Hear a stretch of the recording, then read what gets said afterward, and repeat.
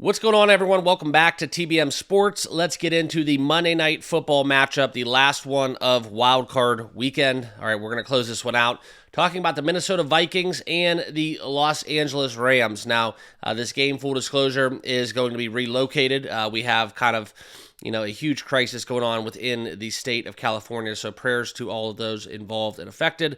But let's get down into the betting and talk about the game at hand. All right, before we do that, let's get into the main order of business. If you can, make sure you guys all like, comment, and subscribe right down below.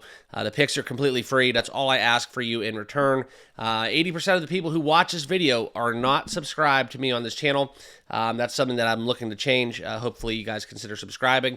Also, be sure to follow me on X. The handle is in the bottom left of your screen. X, Twitter, whatever you want to call it. Okay. Now, before we get into the picks, I do want to say something, just kind of touching upon the weekend. Pretty much the only two games that I missed was in being on the side of the Chargers, albeit we were on the under, and the Chargers and the under, as well as the game last night, which was the Buccaneers. That would be the only other game that we did not bring home in terms of the side or total. So prop markets as well. Overall, it was a good weekend. So thank you all for watching. I hope you guys all did well in terms of your bets. But I want to share with you guys kind of why I'm talking about that, okay? Just because this is Monday Night Football and we have a matchup between the Rams and the Vikings, and it's showtime. There's going to be four star-studded receivers going in this spot. Does not mean that you have to bet the game. Just telling you that outright. Okay, a lot of people messaged me last night on Discord. I got private messages. Hey, what do you like in this game? What side are you on? And I can give you guys an opinion, but in reality, the Tampa Bay and the Washington game, outside of a few props, was probably the least favorite game of the whole weekend for me in terms of a side or total. Okay, I did not agree with the numbers in terms of there being an edge. The total was pretty much something where I could see it go either way. But if you're going to bet a game and you literally have the same odds flipping a coin, you probably should not be betting that game. And just because it's the only one on Sunday night does not mean that you have to pull the trigger. Sure, you can. You're welcome to do what you want. But over the long haul, you will lose more of those coin flips than you will win. Okay, that's kind of where we're going to get to within the picks tonight. And that's kind of how I feel about it, right? I don't have a edge on one side or another. Okay, we can take the argument right now that the Rams are the better team. If we want to look into the statistics in terms of taking a playoff team, we saw the last performance in a must-win game against the Lions. The Vikings shit the bed, okay? And that's kind of where you're going to want to ask yourselves tonight, are you going to lay it down with Sam Darnold? Are you going to trust Sam Darnold in a playoff spot? I know they have Jefferson. I know they have, albeit a great ranked defense, and something where one way to get to Stafford is you got to put pressure on him, but he is one of the best quarterbacks under pressure, under fire out there in the NFL, probably maybe even in the history of the NFL statistically, if you really want to dive into those numbers in the career that Matthew Stafford has had, okay? But I don't know. This is a tough one. I can tell you guys this. We're going to look into the outlier to talk about some of the insights, but I will give you guys props that I do like, and at the end of this video, I'll tell you guys the side or total. Okay, so let's get down into it. First being, let's go over some of these insights, right? The Los Angeles Rams, won out of their last 5 games against top 10 scoring defenses. They're not bringing it home. Okay, so the Vikings minus 2.5 is definitely, in a regular season perspective, one of those reasons why I would back the Vikings. Okay. Also, the Vikings hitting 12 of their last 18 as a favorite, under the 47.5. Now, at face value, I'm just going to tell you guys that's more so where I'm in line with. Okay. I think this is one where we could get a lower scoring game. The under 47.5 is kind of where I favor. However, we do get a lot of the handle is on the over 47.5. So this is kind of a wait and see for me. I want to see if we get some late movement in my favor. That way we can really tip the scales. Monday Night Football, especially after a long kind of playoff kind of environment where people for some reason will bet more during playoff games than they would during a regular season. Stick to the unit system just because you have a vaulted matchup, okay? A primetime Pittsburgh Steelers, Baltimore Ravens, AFC North clash, 8 o'clock Saturday night primetime.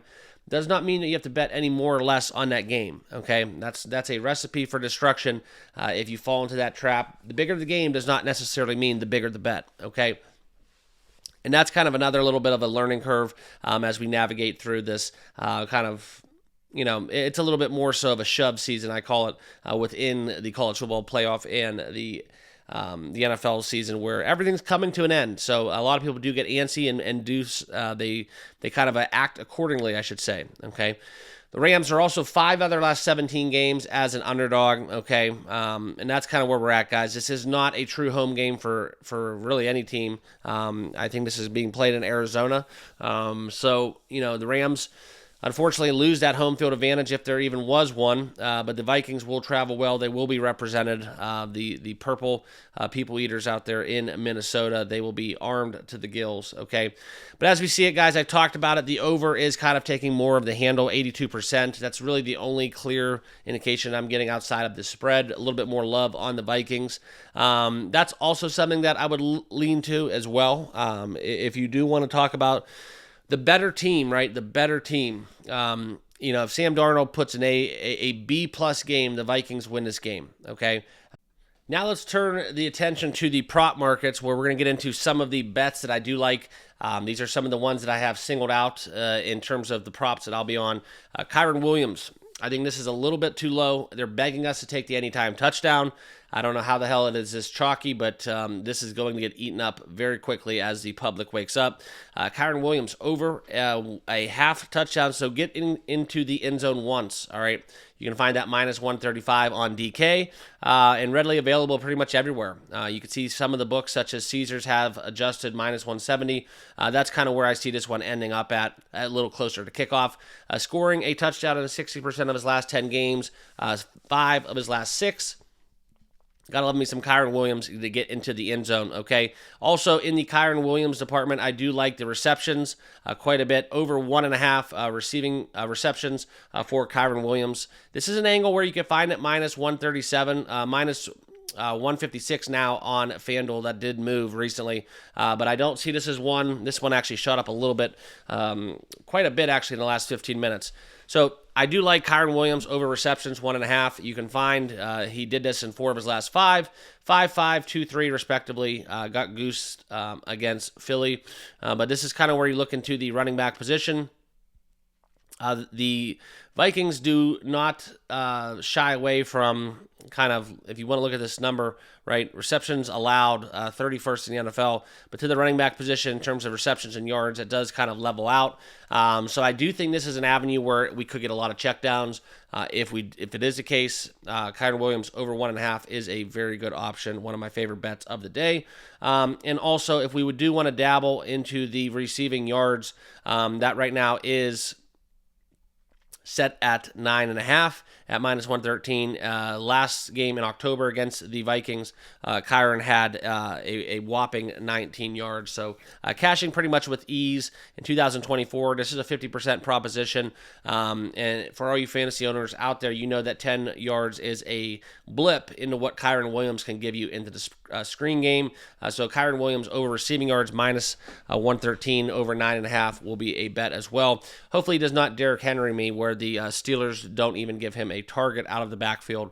Okay, I'm sorry, or the Ravens do not give him a target out of the backfield. Excuse me. Next, this is one of the bets I like most. Vikings.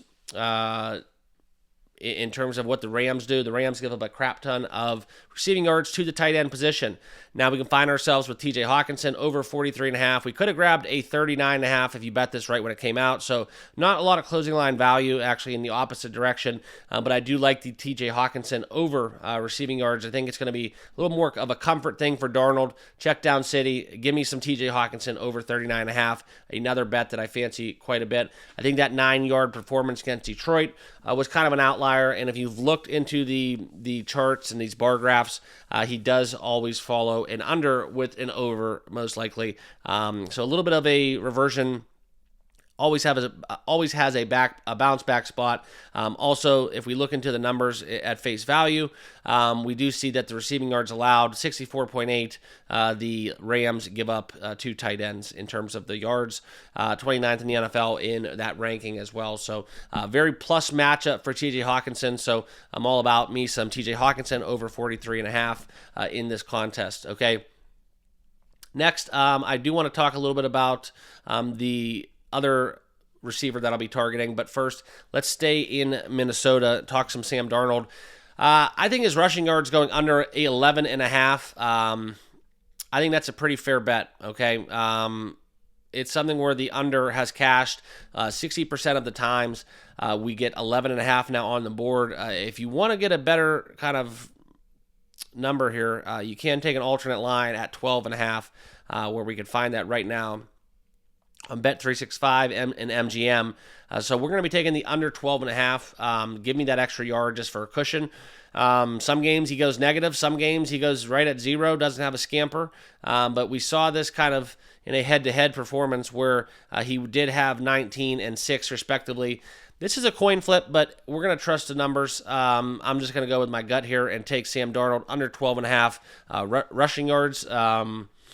It's something where I could definitely see it happening, but more times than not, you probably will stay home, and that's kind of where I look for the Sam Darnold number to stay under 12.5 rushing. It's a bet I like to make a lot more than probably other people, but this is something too where if we look into the game against Detroit, he had 10, and it felt like he was running for his life, and he still only had 10 rushing yards. So in a game where maybe he stays inside the pocket a little bit more, I definitely think that we could see an avenue where Sam Darnold goes under 12.5. This more so is kind of in line with a coin flip, but if we look at it, guys, hitting at 60%, I do think we get some value there, probably around a 55-56% edge in terms of probability for me. So this is a game where it's not going to be necessarily a coin flip. We get a little bit more so in our favor, so that's why I'm making this bet. That's called value, all right? Now, the last bet that we are going to talk about, and I'm going to go into kind of the narrative of the ever so important question is, will this be a Puka Nacua game? Will this be a Stafford game? Will this be a Kyren Williams game? What script will they follow?